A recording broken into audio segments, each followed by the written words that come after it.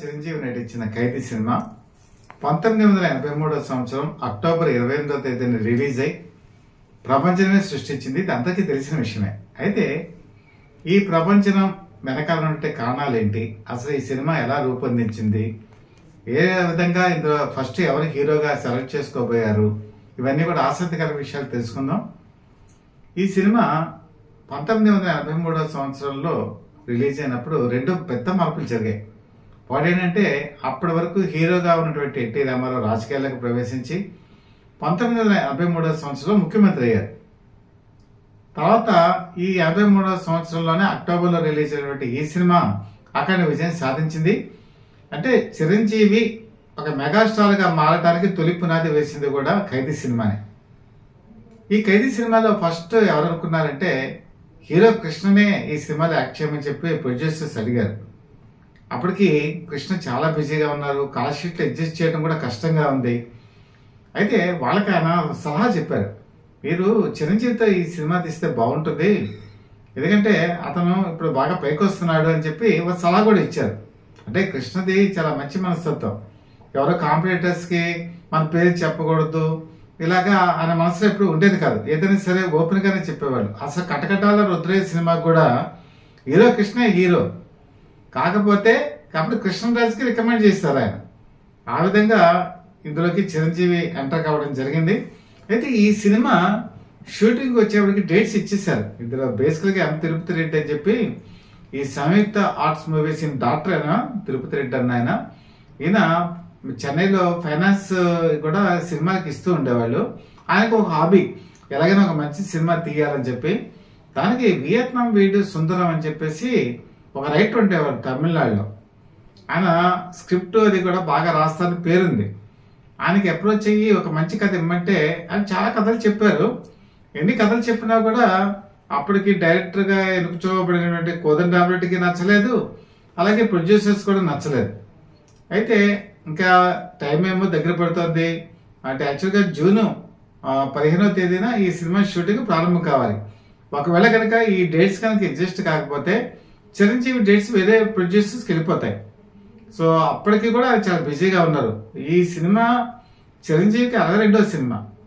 అంటే 1978 సంవత్సరంలో ఎంటర్ అయినటువంటి చిరంజీవి 1983కి వచ్చేప్పటికి 62 సినిమాలు, అంటే on and average per year 12 చొప్పున చేసుకుంటూ వచ్చారు. 1983 సంవత్సరంలో చిరంజీవి నటించిన చిత్రాలు 14. ఈ ఖైదీ సినిమాకి 1 వీక్ బిఫోరే, అంటే అక్టోబర్ 20వ తారీఖున సింహపురి సింహం అని చెప్పి సినిమా రిలీజ్ అయింది. ఆ సినిమా యాక్చువల్గా ఆర్థికంగా అంత బాగా విజయం సాధించలేదు. చిరంజీవి మాధవి కాంబినేషనే. ఈ సినిమాకి ఖైదీ తర్వాత 1 వీక్ తర్వాత మంత్రి గారి భీంకుడి సినిమా రిలీజ్ అయింది. సినిమా కథ బాగుంటుంది, ఆర్థికంగా విజయం సాధించింది. అయితే ఈ వియత్నాం వీడి సుందరం ఒక కథ అందించలేకపోయేటప్పుడు వాళ్ళకేమో టైం ఏమో దగ్గర పడుతోంది, మరి ఎలాగా అని ఆలోచిస్తున్నప్పుడు పరుచూరి బ్రదర్స్ గుర్తుకొచ్చారు. పరుచూరి బ్రదర్స్ అంతకుముందు ముందడుగైనటువంటి సినిమాకి కమర్షియల్ సినిమాకి చేశారు, ఒక్క సినిమానే. అంటే మిగతావి చేశారు, అది కమర్షియల్ సినిమాలు కాదు, ఎక్కువగా విప్లవాత్మకమైన భావాలు గల సినిమాలు తీశారు. ఈనాడు అంతే. తర్వాత అంతకుముందు ఈ చరిత్ర ఏ సిరాతో, మరో మలుపు, ఇలాంటి సినిమాలన్నీ కూడా ఈయన కామ్రేడ్లో టైప్ లో రాస్తారు. కమ్యూనిస్ట్ పార్టీ సిద్ధాంతాలు ఉంటాయి, అలాంటి సినిమాలకి వీళ్ళు చేస్తాను అప్పప్రద వీళ్ళకి ఉంది. అందుకని కమర్షియల్ సినిమాలకు ఎవరికైనా వీళ్ళు అప్రోచ్ అవ్వరు. కాకపోతే తిరుపతి రెడ్డి ఈ ప్రొడ్యూసరు ఈయన ఏం చేశారంటే నమ్మకం ఉంచారు, వీళ్ళ చేతిలో కథ పెట్టారు, మీరే ఎలాగైనా కథ డైలాగ్స్ రాయమని చెప్పి. ఇదంతా జరిగింది ఎప్పుడంటే కరెక్ట్ గా 5 రోజులు టైం ఉంది అంతే. 15వ తారీఖు షూటింగ్ అవ్వాలంటే 10వ తారీఖు ఇదంతా జరిగింది.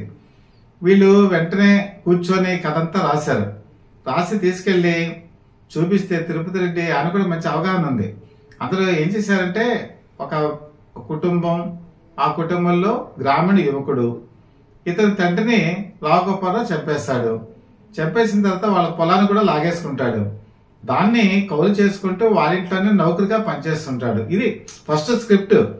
అందులో రకరకాల కామెడీ సన్నివేశాలు అన్ని పెట్టారు, కానీ మిగతా 50% మామూలుగానే ఉంటుంది. కానీ ఇది ఎందుకో ఆయనకు నచ్చల. అలా కాదు, ఈ సినిమా సీరియస్ గా ఉండాలి, మీరు పని చేయండి, ఫస్ట్ బ్లడ్ సినిమా క్యాసెట్ ఇచ్చారు, దీన్ని ఆధారంగా తీసుకొని ఫస్ట్ నుంచి చివరి వరకు కూడా ఈ సినిమాలో సీరియస్నెస్ ఉండాలి, ప్లస్ కరుణరసం ఉండాలి, రౌద్రం ఉండాలి, ఇవన్నీ కావాలి అని చెప్పడంతో వాళ్ళు ఏం చేశారంటే మళ్ళీ దీన్ని రీరైట్ చేశారు. ఎప్పటి వరకు 13వ తారీఖు మళ్ళీ రీరైట్ చేశారు. రీరైట్ చేసి వెళ్ళి ప్రొడ్యూసర్కి చెప్పారు. చెప్తే అప్పటికి ఆయనకి కథ నచ్చింది. కాకపోతే ఇదే టైంలో చిరంజీవి ఎక్కడో అవుట్డోర్ షూటింగ్లో ఊటీలో ఉన్నారు. ఆయనకి కథ చెప్పడానికి అవకాశం దొరకల, అసలు కథ కూడా వినలేదు. సరే 14వ తారీఖు వచ్చేసారు, ఒక టూకీగా లైన్ చెప్పారు. మనాడు షూటింగ్ ప్రారంభమైంది, అంటే జూన్ 15న. ఈ సినిమాకి అప్పటికి అయినటువంటి బిజినెస్ 25 లక్షల రూపాయలు. చిరంజీవి రెమ్యునరేషన్ 1,75,000. అలాగే మాధవి రెమ్యునరేషన్ 40,000. ఏదో సుమలత కూడా నటించారు. శుభలేఖ సినిమాలో హీరోయిన్గా నటించిన ఆవిడ ఈ సినిమాలో ఒక డాక్టర్ పాత్ర చేశారు. ఎందుకంటే చిరంజీవి మీద ఉన్నటువంటి అభిమానం కొద్ది. ఎందుకంటే చిరంజీవి శుభలేఖ సినిమాలో ఒక మంచి అవకాశం ఇచ్చారని ఒక కృతజ్ఞత కొద్దీ ఒక డాక్టర్, చాలా ఇంపార్టెంట్ రోల్ ఇది, నటించారు. ఆవిడకి 20,000 రెమ్యునరేషన్. అందులో మీకు నిత్య అనే ఒక అమ్మాయి ఉంది. ఆ నిత్య అనే అమ్మాయిని యాక్చువల్గా ఈ ఖైదీ సినిమాలో సంయుక్త ఆర్ట్ మూవీస్ కాబట్టి ఆ పేరు పెట్టాలని చెప్పి సంయుక్త అని చెప్పి పేరు మార్చారు. ఈ యాక్చువల్గా అమ్మాయి చిరంజీవితో యాక్చువల్గా రిలేషన్షిప్ ఏమి ఉండదు, కాకపోతే సుమలత వాళ్ళ ఉన్నటువంటి అపార్ట్మెంట్స్ లోనే ఉంటుంది. ఆ విధంగా పరిచయం. కానీ సెకండ్ హాఫ్ లోకి వచ్చేప్పటికి ఈ సంయుక్తే చిరంజీవికి అనేక రకాలుగా హెల్ప్ చేస్తూ ఉంటుంది. అది ఒక కొత్త ఇన్నోవేటివ్ టైప్ లో తీసుకొచ్చారు. కాబట్టి ఈ సంయుక్త తర్వాత కాలంలో సిరివెన్నెల అలాంటి సినిమాలో నటించింది. కాకపోతే ఏంటంటే అంత పెద్దగా ఫ్లరిష్ అవ్వల. మరి కారణం ఏంటో మనకి తెలియదు, కానీ ఆవిడ అనుకున్నంత స్థాయి విజయం అయితే తర్వాత కాలంలో సాధించలేకపోయింది. సరే 15వ తారీఖున షూటింగ్ ప్రారంభమైంది. చిరంజీవి మాధవి మీద మోతప్ షాట్ తీశారు. తీసినప్పుడు ఈ గెటప్ గురించి డిస్కషన్ వచ్చింది. అప్పటికి ఒక ప్యాంటు షర్ట్ పట్టుకొచ్చారు. చిరంజీవికి బేసిక్గా ఒక ఇన్నోవేటివ్ థాట్స్ ఉన్నాయి. ఆయన శివుడు అనే సినిమాలో నటించేటప్పుడు కూడా కోదండరామిరెడ్డికి అనేక సలహాలు ఇచ్చేవాళ్ళు. అలాగే వీళ్ళిద్దరు న్యాయం కావాలనేటువంటి సినిమాలో నటించినప్పుడు కూడా చిరంజీవి అనేక సలహాలు సూచనలు ఇస్తుండేవాళ్ళు. ఎందుకంటే వాళ్ళిద్దరి మధ్య మంచి ఫ్రెండ్షిప్ ఏర్పడింది. ఈ సినిమా కరెక్ట్గా 5వ సినిమా. యాక్చువల్గా 50వ సినిమా ప్రేమ పిచ్చోళ్ళు సూపర్ డూపర్ హిట్ అవుతుందని చిరంజీవి అనుకున్నారు, కానీ అదంత హిట్ అవ్వలేదు. కానీ 22వ సినిమా మాత్రం అద్భుతాన్ని సాధించింది. అయితే ఈయన ఇచ్చినటువంటి సజెషన్ ఏంటంటే ఒక ఖైదీకి ఉండే గెటప్ ఆయన ఏం చేశారంటే ఒక టీ షర్ట్ తెప్పించారు. టీ షర్ట్కి అక్కడ ఉన్నటువంటి అన్ని కట్ చేశారు, హ్యాండ్స్ కట్ చేసి ప్యాంట్ వేసుకొని టీ షర్ట్తో టక్ చేసుకొని ఆయన గెటప్ చూసేటప్పటికి అక్కడ ఉన్న యూనిట్ వాళ్ళందరూ కూడా నచ్చింది. మీరు తర్వాత సినిమాల్లో కనుక చిరంజీవి సినిమాలు చూస్తే ఆయన ఎక్కువగా షర్ట్ వాడరు, టీ షర్ట్స్ వాడుతుంటారు, ఫుల్ హ్యాండ్స్ టీ షర్ట్స్ వాడుతుంటారు. అది వాడినప్పుడు పసివాడి ప్రాణం కానీ ఇలాంటి సినిమాలు చూస్తే చిరంజీవి చాలా అందంగా కనిపిస్తారు. మామూలుగా షర్ట్ కన్నా టీ షర్ట్లో బాగా కనిపిస్తారు. పైగా ఆయనకి ఈ కండలు కూడా బాగా ఉండటంతో ఈ టీ షర్ట్లో అది బాగా ఎలివేషన్ అవుతుంది. అంటే ఒక మేనరిజం, ఒక మగవాడు కండలు తిరిగినటువంటి తత్వంతో ఉన్నప్పుడు ఏ విధంగా ఉంటుంది అంటే ఒక సింబాలిక్ గా కనబడతారు. మీరు బాగా అబ్జర్వ్ చేయండి ఆయన సినిమాలు కనుక చూస్తే. అది ఈ ఖైదీ సినిమాతోనే స్టార్ట్ అయింది. ఈ ఖైదీ సినిమా ఇంతగా విజయవంతమైంది అంటే అప్పటికి దాదాపుగా 24 సెంటర్లో రిలీజ్ అయినప్పుడు 14 సెంటర్లో 20 సెంటర్లో రిలీజ్ అయింది. 20 సెంటర్లో 100 days ఆడింది. అందులో ఒకటి 6 కేంద్రాల్లో డైరెక్ట్ గా ఆడింది, మిగతా వాటిలో షిఫ్ట్ మీద ఆడింది. దీని కలెక్షన్ కనుక చూసుకుంటే ₹1,00,00,000 పైమాటే. అంటే ఎన్టీ రామారావు దానవేది సూరకర్ణ ₹1,00,00,000 దగ్గర నుంచి అలా చూసుకుంటే చిరంజీవి కెరీర్ లో మొట్టమొదటగా ₹1,00,00,000 పైగా కలెక్ట్ చేసింది ఈ సినిమానే. అంతవరకు కూడా ఆయనకి మంచి సూపర్ హిట్స్ ఉన్నాయి. పొన్నమనాగు ఉంది, లేకపోతే చట్టానికి కళ్ళులే ఉంది, అన్నీ ఉన్నాయి. కానీ ₹1,00,00,000 కలెక్షన్ రావడంతో చిరంజీవి ఇమేజ్ చాలా తారస్థాయికి వెళ్ళిపోయింది. ఆ తర్వాత ఆయనతో ఎంతో మంది నిర్మాతలు క్యూలు కట్టడం కూడా మొదలుపెట్టారు. అంత ప్రపంచం అంతా మీకు అందరికీ తెలిసిందే. ఈ సినిమా తర్వాత కాలంలో ఈ పద్మనాభ బ్యానర్ వాళ్ళు ఏం చేశారంటే దీన్ని హిందీలో కూడా తీశారు. హిందీలో తీసినప్పుడు జితేంద్ర మాధవితో ఈ సినిమా తీశారు. దీనికి డైరెక్టర్ గా మొట్టమొదట కె రాఘవేంద్రరావు అని చెప్పి అనుకున్నారు. కె రాఘవేంద్రరావు వెళ్ళి ఈ హనుమంతరావు కృష్ణ బ్రదరు ఈయన అడిగినప్పుడు ఆయన ఏమన్నారంటే, నాకు రెమ్యునరేషన్ తెలుగులోనే ఎక్కువగా ఇస్తున్నారు, మీరు హిందీ సినిమాకి చాలా తక్కువ ఇస్తున్నారు అని అడిగినప్పటికీ కోపం పట్టుదల హనుమంతరావుకి వచ్చింది. వచ్చి ఇందులో రాఘవేంద్ర డైరెక్షన్ చేస్తే ఏంటి, అతని అసిస్టెంట్ డైరెక్టర్ చేస్తే ఏంటి, అతను అసోసియేట్ డైరెక్టర్ కాబట్టి రవిచంద్ర పిలిపించండి అన్నారు. ఎస్ఎస్ రవిచంద్ర హిందీలో ఈ సినిమాకి డైరెక్షన్ చేశారు. హిందీలో కూడా మంచి ఆర్థిక విజయం సాధించింది. ఇదే సినిమాని కన్నడంలో విష్ణువర్ధన్ హీరోగా కేఎస్ఆర్ దాస్ డైరెక్ట్ చేశారు. కన్నడంలో కూడా ఈ సినిమా మంచి విజయవంతమైంది. అంటే ఒక హిట్ ఫార్ములా, ఒక కాంబినేషన్ ఏదైతే ఉంటుందో ఆ కాంబినేషన్ మిగతా భాషలో కూడా అయింది అంటే అది ఒక ప్రామాణికం అనమాట. అయితే ఈ సినిమా థియేటర్లోకి రిలీజ్ అయిన తర్వాత అంతకుముందు ప్రివ్యూ వేశారు చెన్నైలో. ప్రివ్యూ వేసినప్పుడు చాలా మంది అక్కడ ఉన్నటువంటి చూసిన వాళ్ళు ఏమన్నారంటే, సినిమా ఫస్ట్ హాఫ్ బాగుంది, సెకండ్ హాఫ్ వచ్చేటప్పటికి కొంచెం డల్ అయింది, దట్టు ఇది ట్రాజడీ అటువంటి ఈ సినిమా అసలు ఆడుతుందా లేదా అని చెప్పేసి డౌట్ వచ్చింది. యాక్చువల్గా మాగుంట సుబ్రహ్మరెడ్డి కూడా ఈ ప్రొడ్యూసర్స్ వెనకాల ఉన్నారు. ఆయన తర్వాత ఎంపీ మరణించారు, వేరే విషయం. ఆయన ఈ సినిమా చూసి ఆయన కూడా ఒక ఒపీనియన్ చెప్పారు, ఈ సినిమా మీరు ఎంతకి అమ్ముడైతే అంతకు అమ్మేసేయండి, మీ దగ్గర మాత్రం అట్టే పెట్టుకోవద్దు, ఎందుకంటే ఈ సినిమా క్లైమాక్స్ ప్రజలు యాక్సెప్ట్ చేయకపోవచ్చు అని డౌట్ ఎక్స్ప్రెస్ చేశారు. దాంతో ఈ నిర్మాతలు ఏం చేశారంటే, మరి అంతకుముందు సింహపురి సింహం ఆడకపోవటం ఇవన్నీ చూసి ఎంతైనా పర్వాలేదని అమ్మేశారు. అది నిజంగా అది వాళ్ళ పాలిట దురదృష్టం. ఈ సినిమా ఎవరైతే కొనుక్కున్నారో వాళ్ళు బ్రహ్మాండమైన లాభాలు ఆర్జించారు. ఈ సినిమా తీసినటువంటి ప్రొడ్యూసర్స్ మాత్రం నామినల్ ప్రాఫిట్ తోనే ఉండిపోయారు. ఈ సినిమా అంత గొప్ప సాధించింది. అసలు నిజంగా కొనుక్కున్న వాళ్ళైతే వాళ్ళకు పెట్టిన పెట్టుబడికి ఒక 100 రూపాయలు పెట్టుబడితే దాదాపు 3,000 రూపాయలు లాభాలు వచ్చాయి. దీన్ని బట్టి ఈ సినిమా స్టామినా ఏంటో మనం ఆలోచించుకోవచ్చు. పరిస్థితులు ఒక్కొక్కసారి అలా విధంగానే ఉంటాయి. ఈ సినిమా పాటలు వేటూరి సుందరరామూర్తి, రాజశ్రీ ఇద్దరు కూడా రాశారు. అందుకే దీనికి సంగీతం సమకూర్చిందేమో చక్రవర్తి. ఇందులో పాటలన్నీ కూడా సూపర్ డూపర్ హిట్. ముఖ్యంగా కనుక చూసుకుంటే రగులుతోంది మొగలి పొద, ఈ పాటను మనం ప్రత్యేకంగా చూడాలి.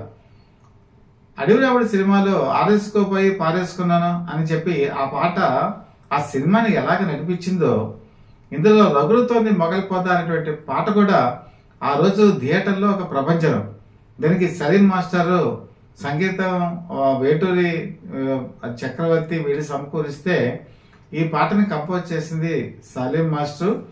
ఆ పాట కూడా అసలు ఒక నాగు పాము నాగిని ఇద్దరు కలిసి చేస్తే భంగిమలు ఎలా ఉంటాయో ఈ సినిమాలో అలా చూపించేటప్పటికి ఈ సినిమా పాట జరుగుతున్నంతసేపు యువతరం కానీ లేకపోతే వృద్ధతరంలో ఉన్నవాళ్ళు కానీ ఒకసారి మైమరిచిపోయారు, మత్తెక్కిపోయారు. ఈ పాట గురించే చాలా మంది యువతరం అనేక సార్లు ఈ సినిమాకి వెళ్ళారంటల్లో ఎటువంటి అతిశక్తి కూడా లేదు. అంత గొప్పగా ఉంటుంది ఈ పాట. అలాగే ఇంతేకాదు, ఇందులో సుమలతో ఉండేటువంటి సాంగ్ కానీ అలాగే మిగతా పాటలు కూడా చాలా అత్యద్భుతంగా కూడా ప్రజల్ని ఆకట్టుకున్నాయి. ఈ సినిమాలో సంగీత ఒక స్పెషల్ అట్రాక్షన్ గా నిలబడుతుంది. అంతవరకు చిరంజీవి పక్కన ఒకనొక టైంలో నకిలీ మనిషి సినిమాలో హీరోగా నటించిన ఆవిడ ఈ సినిమాలో అక్కగా నటించింది. అక్కగా నటించినప్పుడు కూడా ఆమెను కూడా చంపేసేటువంటి సీన్ లో చిరంజీవి చూపించేటువంటి సిస్టర్ సెంటిమెంట్ సినిమాని కొత్త మలుపులోకి తీసుకెళ్తుంది. ఈ సినిమా నెల్లూరు దగ్గర రేపాల అటువంటి ఒక గ్రామంలో ఎక్కువగా చిత్రీకరించడం జరిగింది. ఎందుకంటే బేసిక్ గా ఈ ప్రొడ్యూసర్స్ నెల్లూరుకి సంబంధించిన వాళ్ళు, అలాగే మైపాటికి సంబంధించిన వ్యక్తి ఏ కోదండరామరెడ్డి. కాబట్టి నెల్లూరులోనే యాక్చువల్ గా చిరంజీవి ఎక్కువ కాలం ఉండటం కూడా జరిగింది. ఎందుకంటే వాళ్ళ నాన్నగారు అక్కడ కూడా పనిచేశారు. కాబట్టి నెల్లూరు మన అబ్బాయి అని చెప్పేసి ఉద్దేశంతో ఈ సినిమాలో చిరంజీవి కూడా ఆ నెల్లూరు పరిసర ప్రాంతాల్లో నటించడం జరిగింది. ఆ సినిమా క్లైమాక్స్కి వచ్చేప్పటికి చెన్నైలో కూడా తీయడం జరిగారు.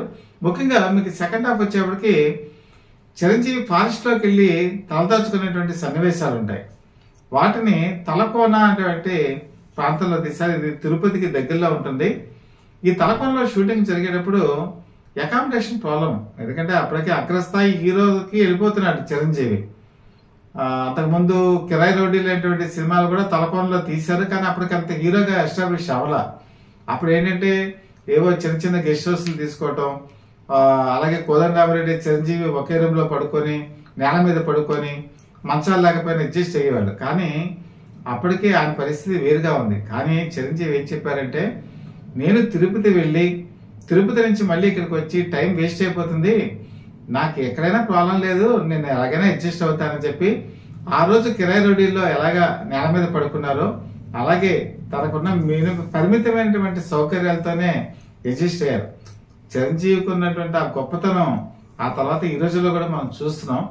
అలాగే తలకోనలో చేసినటువంటి సన్నివేశాలు, ముఖ్యంగా నూతన్ ప్రసాద్ అని చెప్పేటువంటి సన్నివేశం ప్రేక్షకులకు ఒక తెలివి కలిగిస్తుంది. ఎంతవరకు సినిమాల్లో చంపేటప్పుడు కత్తితో పొడిచి చంపడం, లేదా పేక నిలమి చంపడం, లేకపోతే రైఫిల్తో కాల్చి చంపడం ఇలా కనపడుతుంది. కానీ మీకు ఒక ధనుస్సు తీసుకొని ఒక వాడి వేడి బాణంతో కౌంట్ చేస్తుంటే నిత్య అంటే సంయుక్త కౌంట్ చేస్తుంటే వదిలేటువంటి ఆ బాణం నూతన్ ప్రసాద్ గుండెల్లోకి చొచ్చుకుపోయేటువంటి సన్నివేశం ప్రేక్షకుని కట్టిపడేసింది, ఒక నూతనత్వంలోకి తీసుకెళ్ళింది.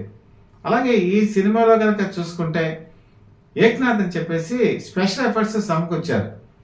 ఈ స్పెషల్ ఎఫెక్ట్స్ ఏంటంటే, ఇప్పుడు మనకి బాంబు బ్లాస్ట్ అయినప్పుడు అంతకుముందు పొగ వచ్చేది కాదు, నిప్పు కూడా వచ్చేది కాదు, ఓన్లీ మట్టి మాత్రం పైకి లేచినట్టు కనపడేది.